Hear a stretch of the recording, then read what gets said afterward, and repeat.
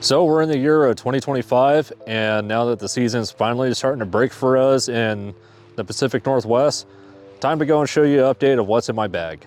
So for the most part, I really haven't changed too much. I'm still playing the RTX 4 wedges for my 60-54. I am playing the CBX for my 50-degree gap wedge. Still kind of a love-hate on that one. I like the height and control I'm getting out of it. I don't know how I feel about the shafts and how wide the sole is. Still something I'm tinkering with. I am still playing the Strixzone ZX5s. I am pretty intently looking at switching 7-iron to pitching wedge to the 7s. That is something that's going to be later on, depending on how I go. I do want to get the lofts checked and adjusted on these because I think I might have to go weaker on the lofts because players' distance, they are stronger. Currently, I am still trying my damnedest on getting the ZX utility iron for a 3-iron to work for me. I have been working pretty good on my swing to get this to work a little bit better the way that I want. I just want some consistency to be able to actually use this because this is a good bridge between my 4-iron and my 3-wood. I do not have a 5-wood anymore. For the most part, I hit my 5-woods as far as I hit my hybrid and this 3-iron.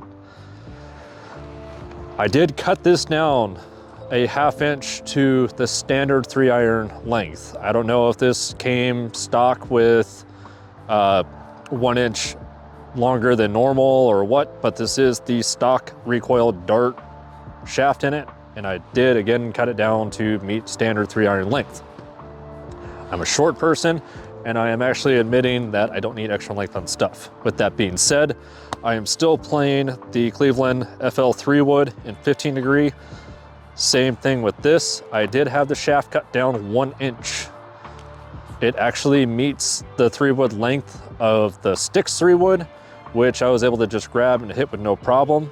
Now that I actually have it cut down, I seem like I have a lot more ease at address and being able to hit it. Granted, the shaft difference, I haven't been able to chart the overall distances to it because range balls go essentially 10 yards shorter, as well as I haven't actually been able to go and find a place digitally to get my distances charted. But this is easier for me to hit. I'm actually enjoying it. If this ends up sticking around the 240, 250 yard marker, this is going to be fantastic for what I actually like. I do know that for my swing speed and everything else, I am losing distance based on my contact and possibly shafts. I'm looking at possibly replacing my 3-iron as time goes on, but cutting it down was a temporary fix that was 12 bucks. My driver, I'm still playing the Strixzone ZX5, the standard Mark II. I am playing it standard flat and closed to a draw biased. I tried it out on the range today. It is doing fantastic for me. It is a 10.5 degree, so that's more or less where that is. I did throw my hybrid. This is a Wilson Staff hybrid, 21 degree 3 hybrid, 3-iron replacement. It does have the standard V2 Wilson Staff shaft in it. It is in between the standard V2 and the high launch. This is a old club. It is around 2009. This is a pretty good overall like player's hybrid. There's a lot of control and ability that I could get out of this. It is a little bit easier to hit than the utility club, but at the same exact time, I got a love-hate relationship for this.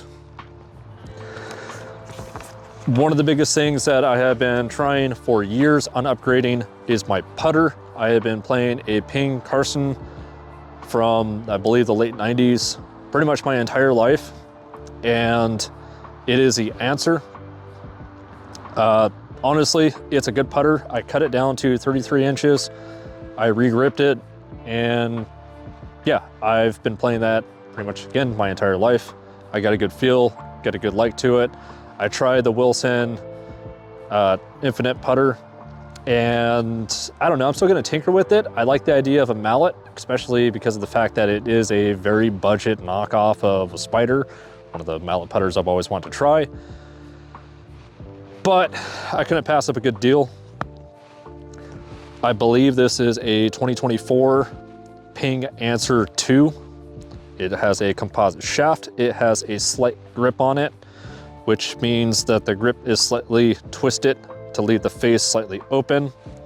If you play a blade putter, you have a swing arc, which means your putter is going to move like this versus a mallet, which is generally going to be a little bit more in line. Because I've been playing a blade putter most of my life, I understand that they're not as forgiving as a mallet putter, but I can't beat the feel and control and everything I get out of a blade putter. So having an updated version with a milled face, again, the part that I honestly tripping out over is this is an Answer 2. When I put it up against my normal Answer, I do not notice any difference in the sizes of dimension to it. This feels a little bit weighted in the head because of the composite shaft to it, but it actually feels just a tiny bit lighter than my old putter. My old putter does have a steel shaft. It's a little bit heavier. I've had great control and everything with the years of it. So this is going to be a new upgrade to that one to see how it goes, especially again with this milled face. I tried it out in putting green today, loved it. Felt fantastic, good control, good read. It doesn't seem like I had to change a whole lot to it. Makes the ball actually roll a little bit easier too. And I got a club head cover for it again. The last major thing that I want to go and talk about with updating my 2025 bag is I have been playing this Rixon Z-Star XV for the better half of 15, 16 years. I have loved this ball. This is one of my favorite tour balls in general. Now that I actually have a lot more numbers and stuff I could look at, as well as the different charts, statistics, ratings, and everything, as well as the different studies of optimized trajectory, I'm noticing that I do need a little bit more height and a little bit more spin across everything. I have been playing the XV because it would flight the ball down a little bit, but I have fantastic control with these. So if you watched my last videos explaining all the setup and how the golf ball works and everything, this is my knowledge and understanding being used and applied to trying to find a replacement ball. Enter the MaxFly Tour X.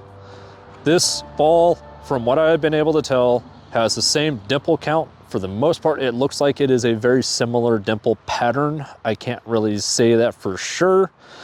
The compression is, from what I understand, 5 softer, so it's gonna play more like the Z-Star Diamond. It is a 4-piece versus a 3-piece, but again, if you watch my other videos, that has a gradient core, which simulates a 4-piece. I tried these on the chipping green today, and I gotta say, they do fly a little bit higher from what I could tell. I haven't actually been able to really test them. I'm thoroughly excited to go and say this might be my new gamer ball that's gonna replace the Z-Stars. So this is my 2025 What's in the Bag. I'd like to hear from you what's in yours. If you changed anything, if you've altered any of your clubs, please leave a comment down below. If you wanna see more content like this and follow me along on my journey and again, getting back into golf, please like and subscribe. Keep it in the fairway. Have a good one.